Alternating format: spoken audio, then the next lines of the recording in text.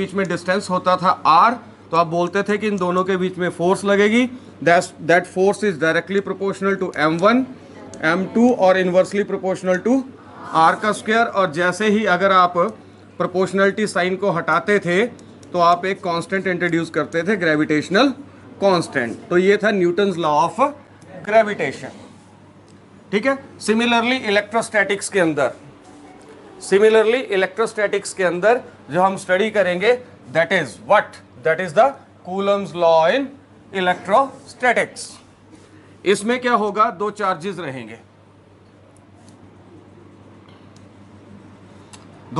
रहेंगे, एक चार्ज का नाम है Q1, दूसरे का है Q2, दोनों के बीच में डिस्टेंस कितना है।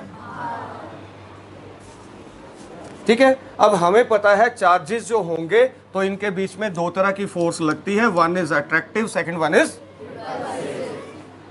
One is repulsive. ओके।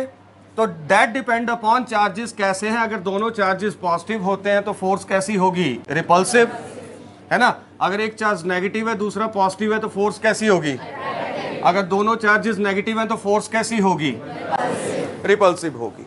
तो दैट डिपेंड, पर हम इस चीज की बात नहीं करेंगे कि चार्जेस कैसे हैं, हम सिर्फ कूलम लॉ यही बताएगा कि जो फोर्स है वो कितनी फोर्स लगेगी इन दोनों चार्जेस के बीच में जब इन दोनों चार्जेस को हम एक सुटेबल डिस्टेंस के अंदर रखते हैं। तो write down, this law states that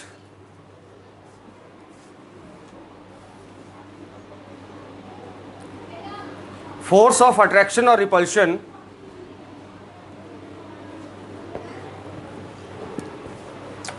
between the two charges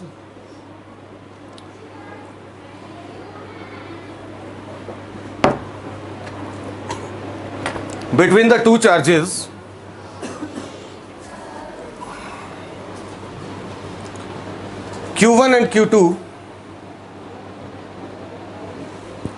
separated by a small distance r is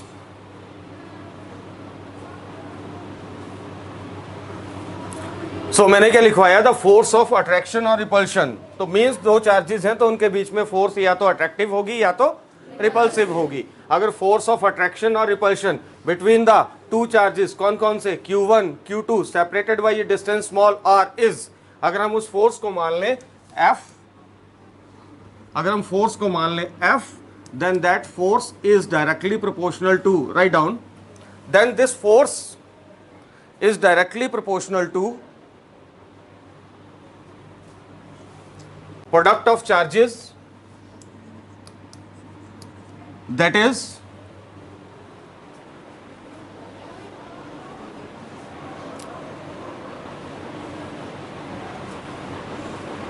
F is directly proportional to Q1 and Q2. F is directly proportional to Q1 and Q2. Next line में, this force is inversely proportional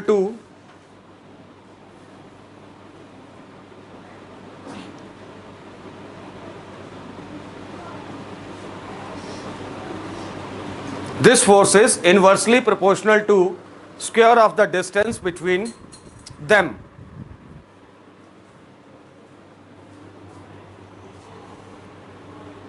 Square of the distance between the charges कर लो या them कर लो।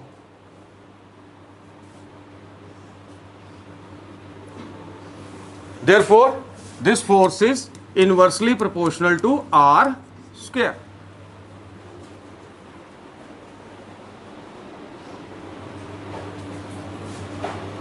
Fine. If we combine, take this equation as 1, this equation as 2, लिखिए combining 1 and 2 we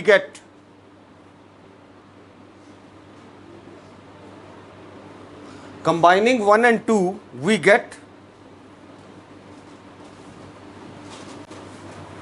what we get, F is directly proportional to F1 F2 upon R square.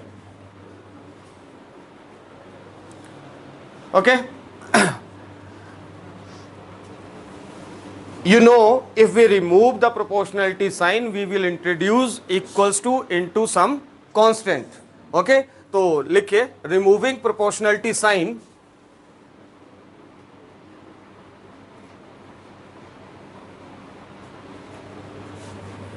implies f is equal to capital K f1 f2 upon r square, where K is known as, capital K is known as electrostatic force constant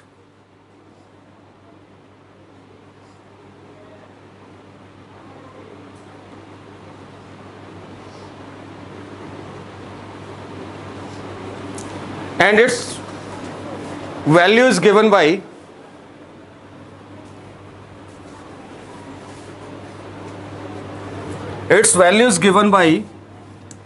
K is equal to 1 by 4 pi epsilon naught in SI system. See, this is the some new symbol, Greek letter, just like alpha, beta, gamma. इसी तरह से ये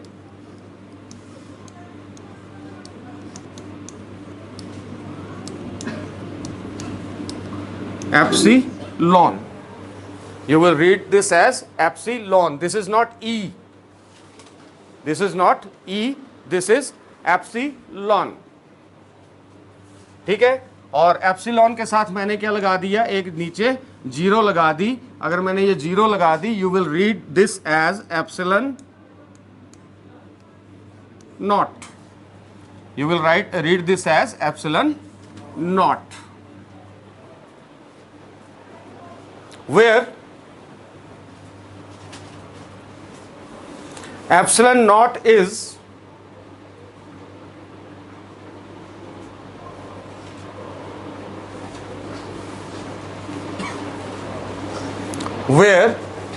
naught is absolute permittivity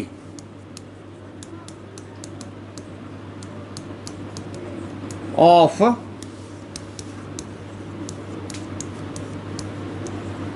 free space. This is some new word, permittivity.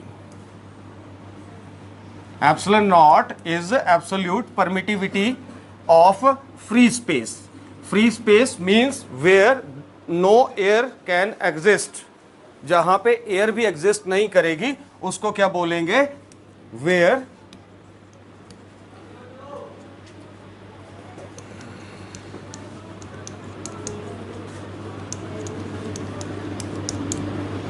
exist. Absolute permittivity of free space, and K is known as electrostatic force constant. Epsilon naught is absolute permittivity of free space, and free space is where nothing is can exist. यानी इन charges के अलावा कोई और चीज वहां पे नहीं होगी, उसको बोलेंगे हम फ्री स्पेस. तो यहां से हम क्या कर रहे हैं, कूलम्स लॉ सिर्फ यहां पे ये बता रहा है, यहां पे और कुछ नहीं बता रहा है. यहां पे सिर्फ ये बता रहा है कि अगर हमारे पास कोई भी दो चार्जेस हैं, एक चार्ज लक्षिता, दूसरा चार्ज एम्प्लाइज, ओके, और इनके दोनों के बीच में डिस्टेंस कितना है, r है, तो इन दोनों के बीच में क्या लगेगी, एक फोर्स लगेगी. उस फोर्स को हम बोलते हैं इलेक्ट्रोस्टैटिक फोर्स, और वो फोर्स जो होगी डायरेक्टली प्रोपोर्शनल होगी किसके, product of the charges, and inversely proportional होगी square of the distance between the charges. Okay, और अगर हम इसको प्रोपोर्शनलिटी साइन इनको दोनों को कंबाइन करें, we will get this, and after that f is equal to proportionality sign हटाने के बाद we will get k f1 f2 upon r square. Fine, जहां पे k जो है इट्स वैल्यू इज कितनी आई, 1 by 4 pi epsilon naught. Here you are listening to new words, and one new word is epsilon naught and second new one is permittivity. Epsilon naught is a Greek letter okay, इसको read ऐसे करते हैं, अगर मैं ऐसा लिख दूं epsilon, तो you will read as epsilon A, epsilon M, और जीरो लगा है तो एप्सिलॉन नॉट। फाइन। तो this is absolute permittivity. You must remember this word, permittivity of what?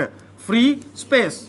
अगर हम किसी मीडियम की बात करें, इस रूम की बात करें, जहां पे एयर या और वाटर की बात करें, वहां पे हम लिखेंगे एप्सिलॉन एम।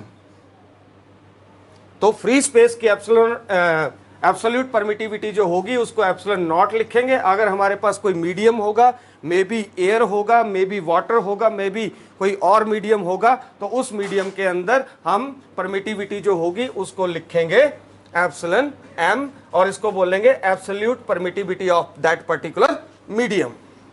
उस मीडियम की क्या होगी? ये एब्सोल्यूट परमिटिविटी होगी। दिस इज नथिंग, कुछ भी टफ नहीं है इसमें। आगे चलते हैं।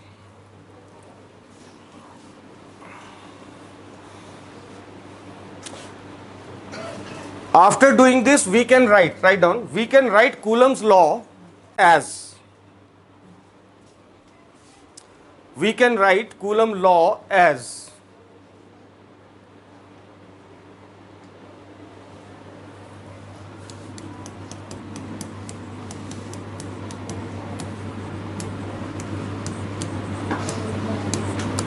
आगे से हम जब भी पढ़ेंगे कूलम्स लॉ तो हम इसी तरह से लिखेंगे। We will not mention k, we will directly mention 1/4 F is equal to 1/4 pi epsilon naught Q1 upon Q1 into Q2 upon R square.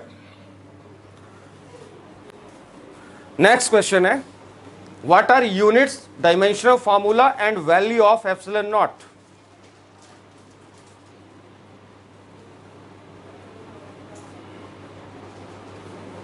Units, dimensional formula and value of epsilon not.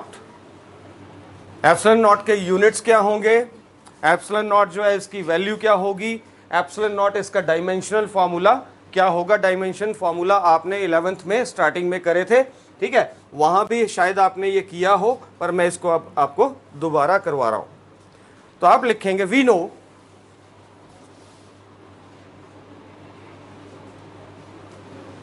Coulomb's force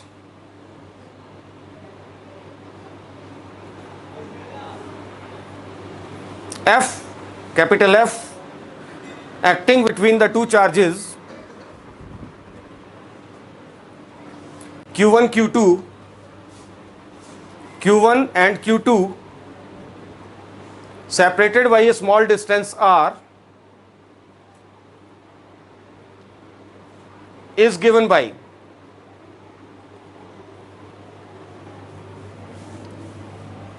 this force is F is equal to 1/4 pi epsilon naught Q1 Q2 upon R square.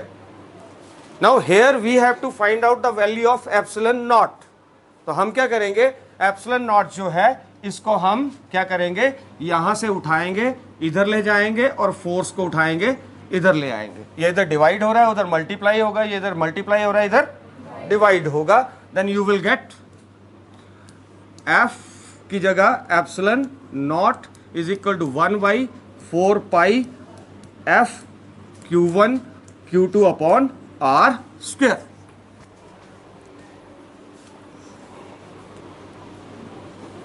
ठीक है, तो firstly we are going to find out the units and you know the units of F, force के units newton, तो force के unit आगे newton, ठीक है, charge के यूनिट, Q के यूनिट कूलम, ठीक है, डिस्टेंस के यूनिट मीटर।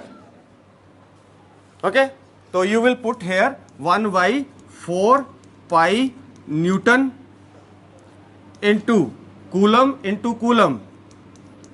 कूलम स्क्वायर, और नीचे R है, R इसके यूनिट क्या, मीटर, तो मीटर स्क्वायर हो गया।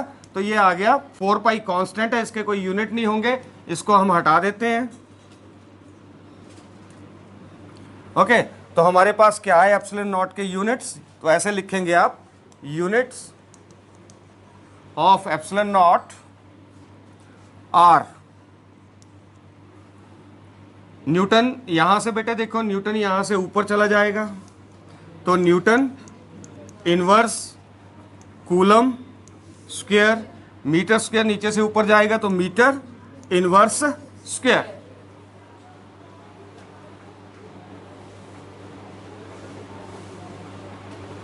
Any problem? No, very simple. Units निकालने एप्सिलॉन नॉट के तो क्या होंगे, न्यूटन इनवर्स कूलम स्क्वायर पर मीटर या मीटर इनवर्स स्क्वायर। तो यहां से आगे आपके पास units of epsilon naught. Now from here we will find out the dimensional formula also. तो वो भी बहुत सिंपल है, हम ये इक्वेशन लिख लेंगे, epsilon naught is equal to 1/4 pi F Q1 Q2 upon R square. ठीक है, अब +1 में चलते हैं थोड़ा सा। F is equal to m a, mass का dimension formula capital M, acceleration का L T-2, तो फोर्स का क्या आ गया M L T-2, और चार्ज का आपने किया होगा, चार्ज का डायमेंशन फॉर्मूला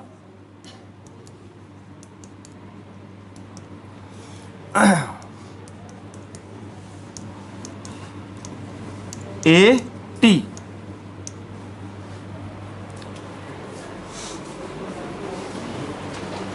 बताता हूं ए टी कहां से आया, चार्ज का तो ये आ गया,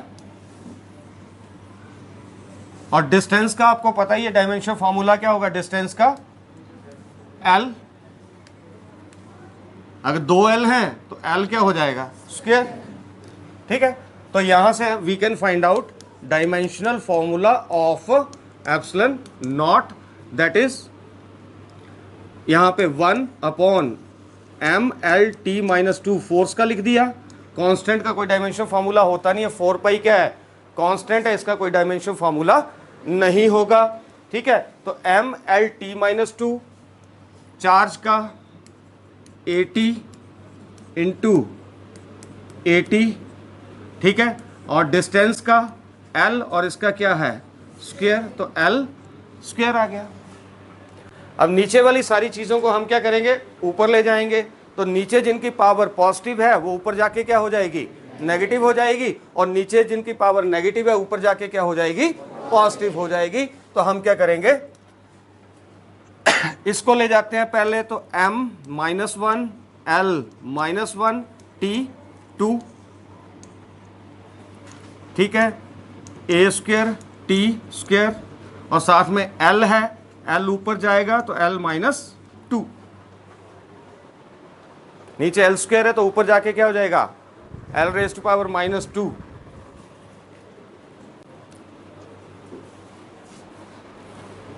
अब इसको कंबाइन करके लिख लेंगे, m सिर्फ एक ही है, -1 L, एक -1 ये है, बेस सेम हो और मल्टीप्लाई हो रहे हो, तो मैंने बताया था पावर ऐड होती है, तो L⁻³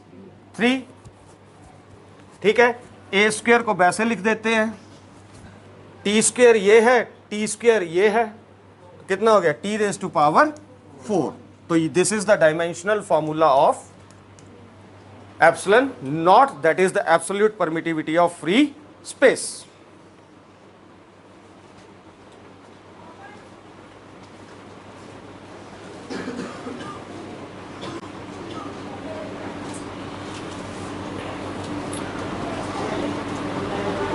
ठीक है, और इसकी वैल्यू जो रहती है वो आपने याद कर लेनी है, मैं यहां पे लिख दूंगा, याद रखो, यानी commit to memory. 8.85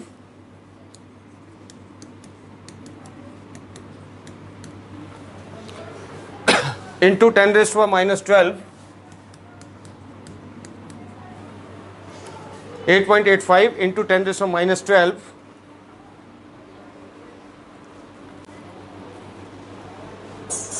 coulomb square metre inverse square, coulomb square metre inverse square newton inverse. ये क्वेश्चन आपको कई बार वो किस में पूछ लेता है, एमसीक्यू में। तो you will be given some 4 values of epsilon naught, you have to find choose the one of the perfect value, ठीक है ना। जो भी करेक्ट वैल्यू होगी तो उसमें क्या चेंजेस क्या कर देते हैं, सी की जगह सी रेज़ टू पावर 2 की जगह 1 कर देंगे, किसी में यहाँ पे 10 कर देंगे, ठीक है। तो आपको एग्जैक्ट वैल्यू याद होनी चाहिए, 8.85 into 10 to minus 12 coulomb square metre inverse square newton inverse. Note note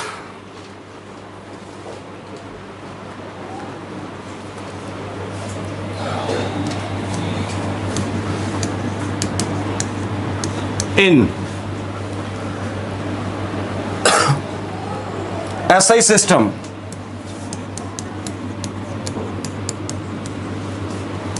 K मैंने कितना बताया था, 1/4 पाई एप्सिलॉन नॉट, और इसकी वैल्यू कितनी होती है 9 into 10 raise to power 9 newton metre square, newton metre square coulomb inverse square, ठीक है। तो this thing you have to remember, ये चीज वैल्यूज जो है वो आपको याद होनी चाहिए। जैसे यूनिवर्सल ग्रेविटेशन, और भी आपने +1 में बहुत सारी वैल्यूज जो होंगी, कॉन्स्टेंट्स की वैल्यू जो है वो लर्न ही करनी पड़ती हैं, उसको फाइंड आउट करने का कोई तरीका नहीं होता है, निकल जाती हैं ये चीज़ें, वो बहुत लंबी कैलकुलेशन है, पर आपको उसका यूज़ कोई नहीं है। तो आपने ये वैल्यू जो है कि जहाँ पे k इज इक्वल टू, के की वैल्यू हमने बताई थी पीछे कि 1/4 पाई एप्सिलॉन नॉट होती है, और 1/4 k जो है वो कितना एक्चुअल में कितना होता है in numeric value, it is 9 into 10⁹ newton metre square coulomb inverse square, ठीक है। वी विल डिफाइन दिस, तो then it will be more clear to you. Any doubt till now? पीछे तो ये 2 वैल्यूज आपको याद रखनी है इस पूरे यूनिट के अंदर, पूरे यूनिट के अंदर आपको क्या है, 2 वैल्यूज आपको याद रखनी है। फाइन, आगे चलते हैं। नेक्स्ट है जो हम मैक्सिमम यूज करेंगे ऑलमोस्ट 3-4 यूनिट्स के अंदर, these are vectors.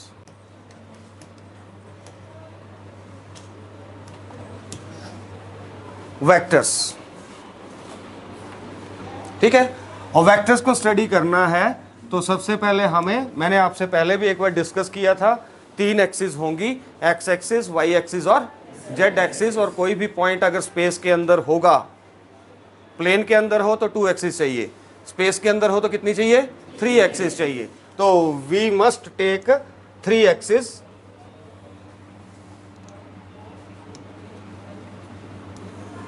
x axis, y axis, this one is z axis, x,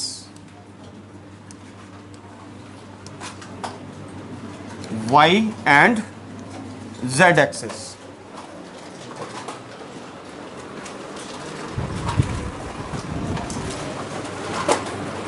thermopol geometry निकाल ले।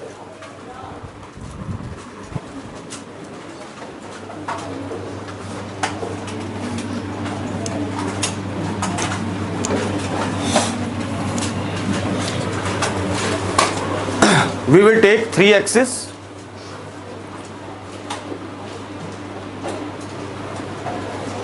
this is origin, यहां पे सारे डिस्टेंसेस क्या होंगे, 0, ओरिजिन के ऊपर सारे डिस्टेंसेस 0 होते हैं।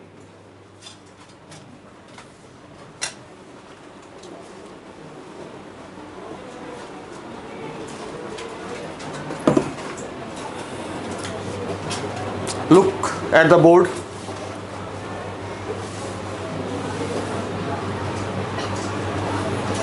Suppose I have a point P. अगर ये पॉइंट, ध्यान से सुनिएगा, अगर ये पॉइंट किसी लाइन पे हो, सिंगल लाइन के ऊपर, तो इसका एक ही कोऑर्डिनेट होगा, चाहे x होगा, चाहे y होगा, चाहे z होगा। ठीक है।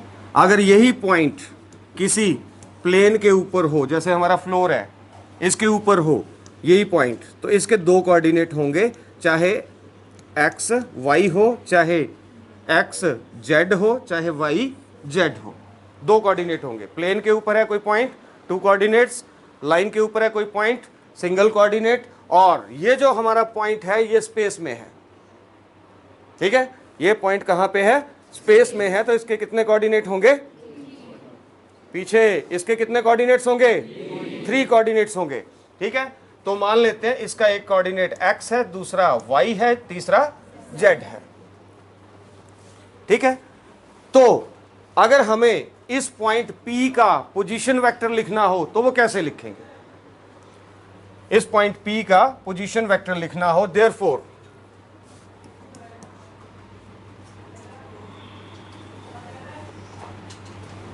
Write down, consider a point P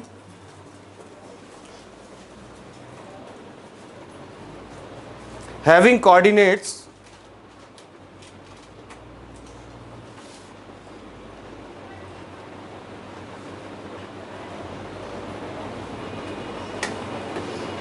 ऐसे लिखना है।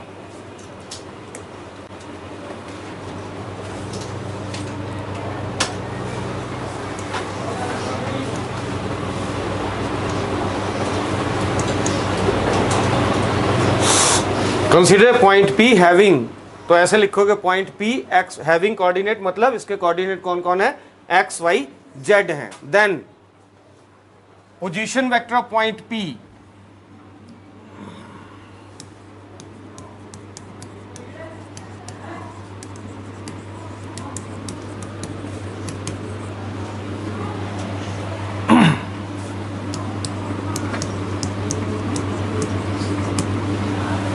इज क्या होगा? इसका पोजीशन वेक्टर, यानी पोजीशन वेक्टर क्या होगा? ऐसा वेक्टर, पोजीशन वेक्टर क्या होगा? ऐसा वेक्टर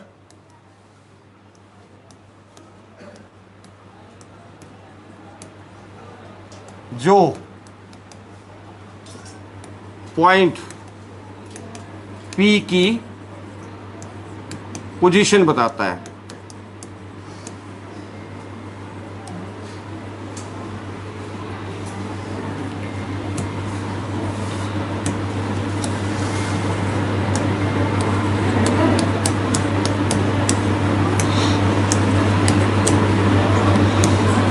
ठीक है, पोजीशन वेक्टर, मान लो सपोज ये दिस इज द कैमरा। अब ये कहाँ पे है? नॉर्मल होंगे, बोलेंगे रूम के अंदर है, हॉल के अंदर है।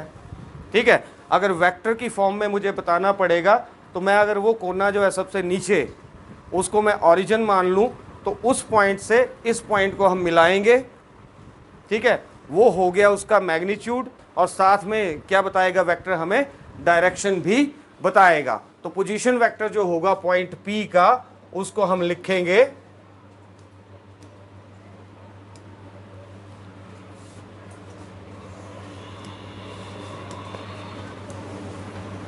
ये आ गया।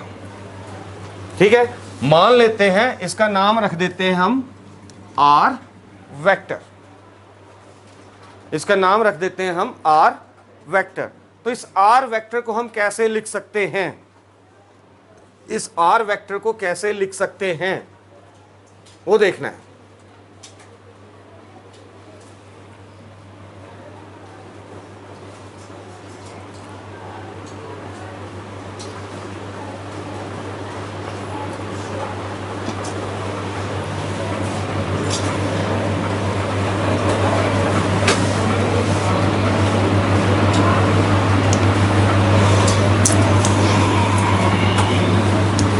X axis, Y axis, Z axis, X Y Z origin point P जिसके coordinate x comma Y comma Z and this can be represented by this and इसकी डिस्टेंस मान लेते हैं O से P कितना मान लेते हैं R और इसको हम रिप्रेजेंट करेंगे R वेक्टर से और R वेक्टर लिखते कैसे हैं वो चीज़ हमें अंडरस्टैंड करनी है। तो R वेक्टर लिखने के लिए हम पहले लिखेंगे coordinate x plus coordinate y plus coordinate z। Okay, अब हमने +1 में पढ़ा था यूनिट वेक्टर। +1 में हमने पढ़ा था यूनिट वेक्टर कि अगर हमारे पास कोई वेक्टर A है उस वेक्टर को उसके मैग्नीट्यूड से अगर हम डिवाइड कर दें तो ये उसका आ जाता है यूनिट वेक्टर। ठीक है, per unit vector along X axis उसको लिखते, यूनिट वेक्टर जो होगा उसका मैग्नीट्यूड कितना होगा 1 होता है।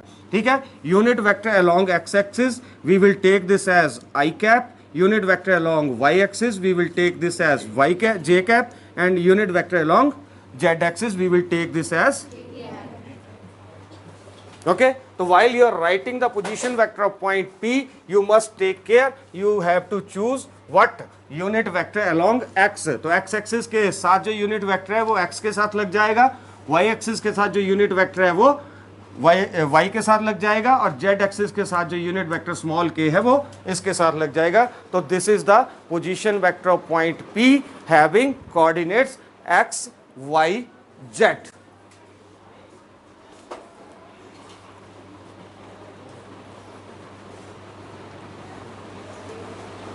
ओके, अगर मैं पॉइंट P के कोऑर्डिनेट मान लूं, पॉइंट P के कोऑर्डिनेट मान लूं 2 3 5, ठीक है, तो R वेक्टर तब क्या आएगा? Who will tell me? 2 i cap plus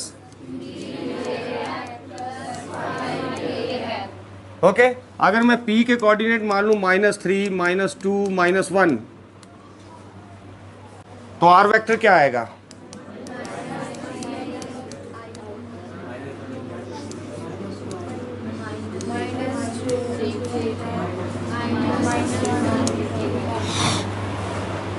Okay, so if you are given, note down this,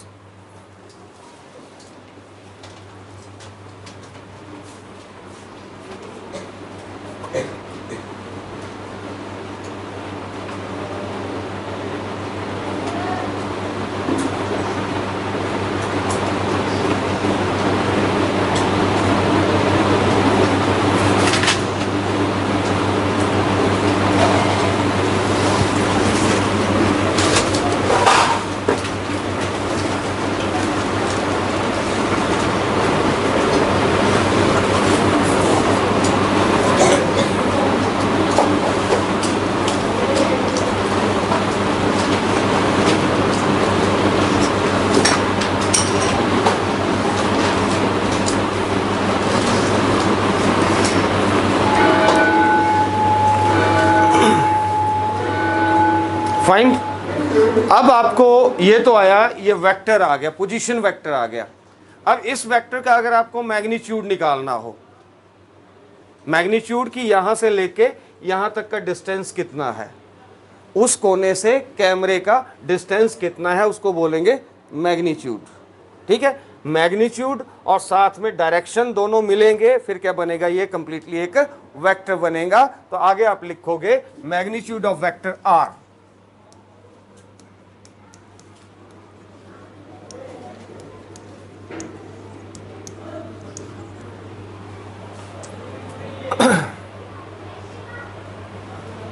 that is equal to, मैं इस केस को कंसीडर कर रहा हूं तो वो क्या आएगा? वेक्टर आर के मैग्नीट्यूड को ऐसे लिखते हैं, मॉड और उसके अंदर R vector, not visible. Okay, या इसको हम सिंपली ऐसे भी लिख देते हैं, कुछ नहीं लगाएंगे, ना मॉड लगाएंगे ना ऊपर एरो लगाएंगे, तब भी that is considered as magnitude. Okay, and we will find this as इसका स्क्वायर प्लस इसका स्क्वायर प्लस ये आ गया और इनका अंडर रूट। इसको ऐसे भी लिख सकते हैं X square plus Y square plus Z square raise to power 1/।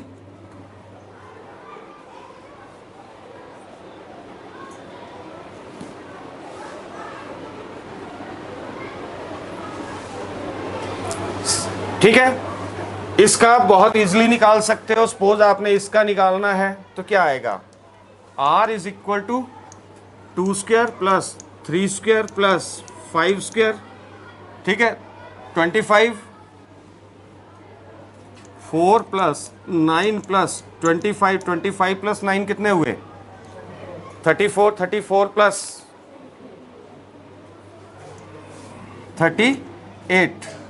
38 तो आंसर क्या आएगा 38 अंडर द रूट। ठीक है, अगर सपोज आपको इसका निकालना है, ठीक है, तो इसमें क्या होगा, ये x क्या था कोफिशिएंट ऑफ i, y क्या था कोफिशिएंट ऑफ j, z क्या था कोफिशिएंट ऑफ k। तो यहां पे देखिए, यहां पे जो आप स्क्वायर करोगे वो किसका करोगे, -3 का स्क्वायर, -2 का स्क्वायर और -1 का स्क्वायर। ओके, -3 समझ आ रहा है Ananya, -3 square -2 square plus -2 square plus -3 square, तो माइनस का स्क्वायर क्या हो जाएगा प्लस। ठीक है, तो 3 square 9 plus 4 plus 1 9 plus 4 13 plus 1 14 under root, answer क्या आ जाएगा अंडर रूट 1/4। फाइन, बेल होगी कितने बजे होती है 55 11:55। ओके, तो एक बार मैं पीछे जा रहा हूं।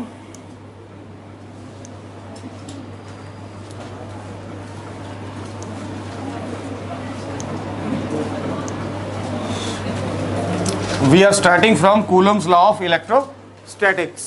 Okay, Coulomb's law of electrostatics हमें फाइंड आउट कराता है क्या, force acting between the two charges. ठीक है, उन चार्जेस के बीच में कुछ भी डिस्टेंस हो, उनके बीच में चाहे अट्रैक्टिव फोर्स हो चाहे रिपल्सिव फोर्स हो, उस फोर्स को हम कैलकुलेट कर सकते हैं with the Coulomb's law of electrostatics. और कूलम्स लॉ ऑफ इलेक्ट्रोस्टैटिक ये बोलता है कि अगर हमारे पास कोई दो चार्जेस हैं, एक चार्ज का नाम है Q1, दूसरे चार्ज का नाम है Q2, उन दोनों के बीच में डिस्टेंस कितना है R है, तो उनके बीच में इलेक्ट्रोस्टैटिक फोर्स लगेगी। उस फोर्स को हम बोलते हैं कूलम्स फोर्स, और वो फोर्स जो होगी डायरेक्टली प्रोपोर्शनल होगी प्रोडक्ट ऑफ चार्जेस के, इनवर्सली प्रोपोर्शनल होगी square of the distance between them.